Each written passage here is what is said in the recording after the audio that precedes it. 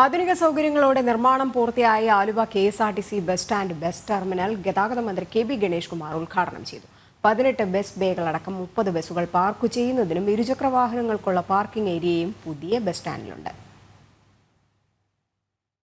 Bus സ്റ്റാൻഡിലെ പഴയ കെട്ടിടങ്ങൾ പൊളിച്ചുമാറ്റിയാണ് ആധുനിക സൗകര്യങ്ങളോടെ Aluva KSRTC bus terminal and passenger amenity centre നിർമ്മാണം പൂർത്തീകരിച്ചിരിക്കുന്നത്.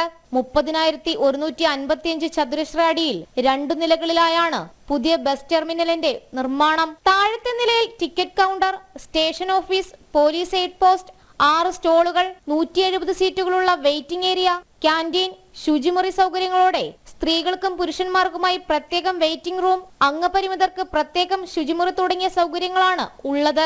18 ബസ് ബേകളടക്കം 30 ബസ്സുകൾ പാർക്ക് ചെയ്യുന്നതിനും ഇരുചക്ര വാഹനങ്ങൾക്കുമുള്ള പാർക്കിംഗ് ഏരിയയും പുതിയ ബസ് സ്റ്റേഷനിലുണ്ട്. മലിനജലം ശുദ്ധീകരിക്കുവാൻ sewage treatment plant, diesel oil എന്നിവ കലർന്ന വെള്ളം ശുദ്ധീകരിക്കുവാനുള്ള പ്ലാന്റും സജ്ജീകരിച്ചിട്ടുണ്ട്. അൻവർ സാദത്ത് MLA അധ്യക്ഷതയിൽ ചേർന്ന ചടങ്ങിൽ ഗതാഗത മന്ത്രി KB Ganesh Kumar KSRTC bus stand ഉദ്ഘാടനം ചെയ്തു. ജനം, കൊച്ചി.